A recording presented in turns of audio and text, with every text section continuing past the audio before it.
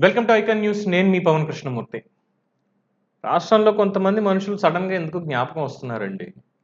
అంటే ఎన్నికలు రోజు జరిగింది చూసాం, ఓట్లేశారు. ఓట్లేసిన క్షణం తర్వాత నుంచి ఇప్పటిదాకా కనిపించని మొహాలు. కనిపించినవి గాదు, కనిపించేవి గాదు, వెళ్ళిపోయినవి గాదు. కనిపించని మొహాలు. అసలు ఇప్పటివరకు కూడా కనీసం వాళ్ళకి సంబంధించినటువంటి ఒక ఊసు గాని, న్యూస్ గాని ఏదీ బయటికి రాలేదు.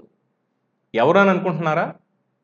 జగన్మోహన్ రెడ్డి గారిని 2019 ఎన్నికల రిజల్ట్ వచ్చినటువంటి రోజు మే 23వ తేదీన గట్టిగా కౌగిలించుకుని మనం గెలిచాము అని చెప్పినటువంటి వేణుంబాక విజయసాయిరెడ్డి నెల్లూరు ఎంపీ అభ్యర్థి.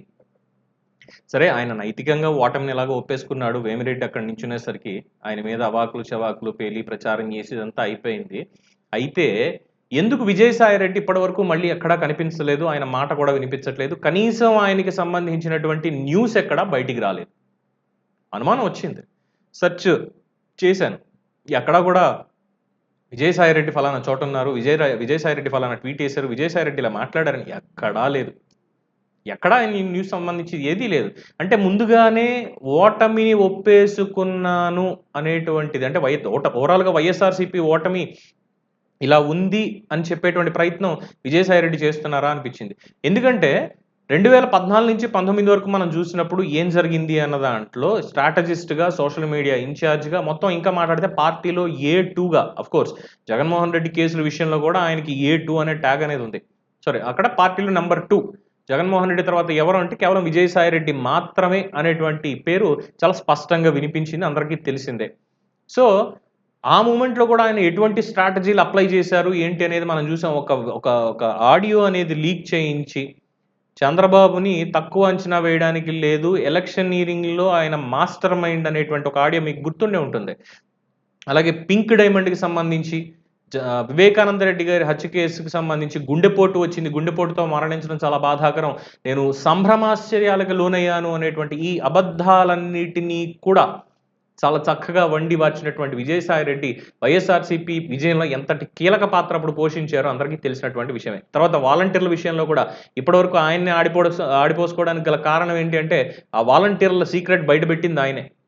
వాలంటీర్‌లో 90% మంది మనవాళ్లే ఉన్నారు కార్యకర్తలు అనేటువంటి విషయాన్ని ఆయనే చెప్పారు. సో, ఇవన్నీ కూడా ఒక ఎత్తంతా అయిపోయింది. 2019 నుంచి ఇప్పటి వరకు చూసుకున్నప్పుడు ఆయన పాత్ర పరిపరి విధాల పైకెగిసి, కిందకి దూకి మొత్తం అంతా కూడా చిందరవందరగా తయారైపోయింది. మొత్తం విశాఖపట్నానికి సంబంధించి ఆయన్ని అక్కడ కూర్చోబెట్టారు. అక్కడ కూడా ఆయన చేసుకోనివ్వకుండా ఇంకా చాలా మంది మాట్లాడడం జరిగింది. ఉత్తరాంధ్రకి సంబంధించినటువంటి ఇన్ఛార్జ్ కింద మాత్రమే ఆయన్ని ఉంచారు. తర్వాత ఇతర విభాగాలకి ఇన్ఛార్జ్‌గా ఆయన్ని పెట్టడం జరిగింది జగన్మోహన్ రెడ్డి. సో, ఒకానొక టైంలో ఆయన్ని కనీసం కాన్వాయ్‌లో కూడా ఎక్కనివ్వలేదు, రానివ్వలేదు అనేటువంటి వీడియోలు గూడా మనం చూసాం. సో, విజయసాయిరెడ్డి ప్రభ అనేది వైసీపీలో తగ్గిపోయింది అనడానికి అనేకమైనటువంటి సాక్ష్యాధారాలు చాలా ఎక్కువగా కనిపించాయి, వినిపించాయి కూడా. సరే, అదంతా గతంలే. ఎన్నికలొచ్చిన తర్వాత ఇక తప్పక రాజ్యసభ సభ్యుడిగా రెండోసారి పంపించినా కూడా ఇక్కడ మనకి వేమిరెడ్డి లాంటి చాలా గట్టి అభ్యర్థి ఉన్నాడు. ఇప్పుడు ఆయన మీద ఎవరిని నించోపెట్టాలి అన్నటువంటిదొచ్చినప్పుడు విజయసాయిరెడ్డి పేరే జగన్మోహన్ రెడ్డి గారికి గుర్తొచ్చింది. సో, బలిపశువుని చేస్తున్నాడు అని తెలిసినప్పటికీ కూడా ఇంక తప్పక తప్పించుకోలేక, తలనొప్పి వద్దనుకోలేక ఆయన మొత్తానికొచ్చి ఎన్నికల్లో నించున్నాడు. అప్పటినుంచి మొదలైంది. ఇంకా ప్రచారాస్త్రాలు ఇంకా అవన్నీ కూడా చూసాం, అయిపోయింది. సీక్రెట్‌గా ఈ ఆడియో లీకేజ్ లాంటివి ఇవేం లేకుండా డైరెక్ట్‌గా మాట్లాడుతూ ఉండడాలు ఇవన్నీ చేశాడు, అంతా అయిపోయింది. ఎన్నికల రోజు మాత్రమే ఓటు వేయడానికి మాత్రం కనిపించినటువంటి విజయసాయిరెడ్డి తర్వాత నుంచి ఇప్పటి వరకు కనిపించలా. జగన్మోహన్ రెడ్డి విదేశాలకు వెళ్ళినా కూడా, అంటే చాలా మంది అడిగారు, ఏంటి జగన్ ఒకవేళ ఈయన కూడా లండన్ ఏమైనా వెళ్ళాడా అంటే, జగన్మోహన్ రెడ్డి లండన్ వెళ్ళినట్టుగా మనకి న్యూస్ అనేది ఉంది. సీబీఐ కోర్ట్‌లో పిటిషన్ వేశారు. మాకిలాగా పాస్‌పోర్ట్స్ కావాలి, పర్మిషన్ కావాలి అని చెప్పి దానికి తగ్గట్టుగా ఆయన వెళ్లారు. విజయసాయిరెడ్డికి కూడా పర్మిషన్ కోర్టే ఇవ్వాలి. ఆయనంతటా ఆయన వెళ్ళిపోవడానికి లేదు. A2గా ఉన్నాడు ఆ కేసుల్లో. రెండవ ముద్దాయి కింద. సో, ఆయన వెళ్ళాలన్నా కూడా ఖచ్చితంగా సీబీఐ కోర్ట్‌లో పిటిషన్ పెట్టుకొని, అయ్యా నేను ఇలా వెళ్ళాలనుకుంటాను. ఎందుకంటే గతంలో కరోనా వచ్చిన తర్వాత అనుకుంటా ఆయన ఇండోనేషియా ఇలా సముద్ర తీర ప్రాంతాల్లో ఉన్న చోట నేను కాస్త పరిశోధన చెయ్యాలి. విశాఖ ఇన్‌చార్జ్‌గా ఉన్నాను కాబట్టి విశాఖపట్టణానికి ఇంత ఇంత తీర ప్రాంతం ఉంది. అలాగే నేను ఒక రాజ్యసభ ఎంపీగా ఉన్నాను ఆంధ్రప్రదేశ్ నుంచి. 965 కిలోమీటర్ల తీర ప్రాంతం, సుదీర్ఘమైనటువంటి తీర ప్రాంతం మనకు ఉంది కాబట్టి ఇక్కడ ఇంకా ఎటువంటి సదుపాయాలు కల్పించొచ్చు, ఎటువంటి ప్రాజెక్ట్స్ తీసుకురావచ్చు అనే దాని మీద స్టడీ చేయాలనుకుంటున్నాను అని చెప్పి సిబిఐ వాళ్ళ పర్మిషన్ అడిగి ఆయన వెళ్ళి వచ్చాడు మొత్తానికి ఇండోనేషియాకి. సరే అక్కడ బొగ్గు గనులు కొన్నాడో, ఆఫ్రికాలో గనులు కొన్నాడో, మైనింగ్ గురించో ఇంకో దానికో అనేక ఊహాగానాలు బయట వినిపించాయనేది అది వేరే విషయం. అలాగ పర్మిషన్ తీసుకొని వెళ్ళాలి. సరే జగన్మోహన్ రెడ్డి కాబట్టి ముఖ్యమంత్రి దానికి తగ్గట్టుగానే మొత్తానికి జరిగిందని అనుకుందాం న్యూస్ ప్రకారం.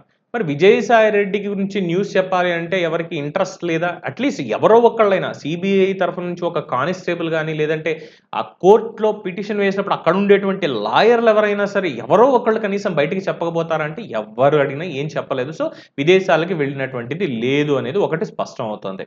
పోనీ రాష్ట్ర వ్యాప్త పర్యటనలు ఏమైనా చేస్తున్నారా? అండ్ రెండోది రాజ్యసభ సభ్యుడిగా ఉన్నాడు కాబట్టి ఢిల్లీకి వెళ్ళిపోయి అక్కడేమైనా ఉన్నారా అంటే ఢిల్లీ వర్గాల్లోనూ లేడు. పోనీ నెల్లూరులో ఏమైనా ఉన్నాడా అంటే అసలు ఇంటి నుంచి బయటకు వచ్చినటువంటిది అక్కడ ఏమీ కనిపించట్లేదు. మరి ఎక్కడ ఉన్నాడు ఆయన? ఏం చేస్తున్నాడో తెలియనటువంటి పని. అయితే దీని వెనకాలే చాలా రూమర్లు అనేవి వస్తున్నాయి. ఓటమి ఎలాగో ఖాయమైపోయింది. రాష్ట్రంలో వైఎస్ఆర్సీపీ పార్టీకి సంబంధించి ఇంత పెద్ద స్థాయిలో జరుగుతున్నటువంటి ఈ ప్రచారం, వాళ్ళ మీద వస్తున్న ఆరోపణలు, సాక్ష్యాధారాలు, ఇంకా ఇప్పటికీ కూడా ఎన్నికల కమిషన్ వాళ్ళ గుప్పెట్లోనే ఉందన్నటువంటివి ఇవన్నీ వస్తున్నప్పుడు అట్లీస్ట్ బయటకు వచ్చి మాట్లాడతాడేమో అనుకుంటే లేదు. ఇప్పటిదాకా కనీసం లేదు. దీని వెనక ఏమున్నాయి కారణాలు అన్నటువంటిది చాలామంది విశ్లేషించేది ఏంటంటే, విజయసాయి రెడ్డి అప్రూవర్‌గా మారబోతున్నాడు. ఆయన అప్రూవర్‌గా మారేటువంటి క్రమంలోనే ఇప్పుడు సైలెంట్‌గా ఉన్నాడు బయటికి రాకుండా అనేటువంటిది ప్రధానంగా చాలామంది చెప్తున్నారు. 32 కేసులు ఏవైతే ఈడీ, సిబిఐ కేసులున్నాయో జగన్మోహన్ రెడ్డి మీద, ఆయన అక్రమాస్తుల కేసుకు సంబంధించి, క్విడ్ ప్రో కోకి సంబంధించి ఆ కేసుల్లో విజయసాయి రెడ్డి కూడా A2 నిందితుడిగా ఉన్నాడు కాబట్టి ఆయన ఈ కేసుల నుంచి ఎలాగైనా తప్పించుకోవాలి. లేదంటే ముందు ఉన్నదంతా కూడా శ్రీకృష్ణ జన్మస్థానమే. అందువల్ల ఎలాగైనా దీని నుంచి బయటపడాలనేటువంటి దాంట్లో అప్రూవర్‌గా మారేటువంటి ప్రయత్నం చేస్తున్నాడు అనేది ఒక వాదన వినిపిస్తోంది.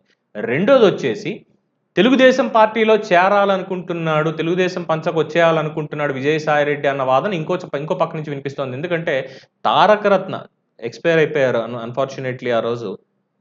చాలా బాధాకరమైనటువంటి విషయం. సో, తారక రత్న భార్య ఎవరైతే ఉన్నారో విజయసాయి రెడ్డి గారికి బంధువు కాబట్టి, సో ఆ రకంగా చంద్రబాబు నాయుడు తోటి ఉన్నటువంటి బంధుత్వం, జగన్మోహన్ రెడ్డిని ఎలాగైనా పక్కన పెట్టేస్తే నేనెలా ఉండాలి, నేనెలా మనుగడ సాగించాలనేటువంటి దాంట్లో రాజకీయంగా ముందుకు వెళ్ళాలనేటువంటి పాయింట్‌లో నిర్ణయాలు తీసుకునే క్రమంలో తెలుగుదేశం పార్టీకి దగ్గరవ్వాలని లోపాయికారీగా చాలా సీక్రెట్‌గా తెలుగుదేశం పార్టీ అధినేత చంద్రబాబు నాయుడుతో మంతనాలు జరుగుతున్నాయి అని కొన్ని వార్తలు వినిపిస్తున్నాయి. ఎంతవరకు నిజమనేది మనకి తెలీదు. సో, అప్రూవర్‌గా మారతారు, తెలుగుదేశం పార్టీలో చేరతారు అనేవి 2 వినిపిస్తున్నాయి. ఈ 2 కాకుండా లేదు ఉన్నదంతా బయట పెట్టేద్దాం, ఇప్పుడైనా సరే కాస్త ఈ వార్ధక్యంలో ప్రశాంతంగా జీవిద్దాం అనేటువంటి చింతనతోటి బీజేపీలో జాయిన్ అయిపోదాం అనేటువంటి ఆలోచన కూడా చేస్తున్నారు అనేది ఇంకొక వాదన వినిపిస్తోంది.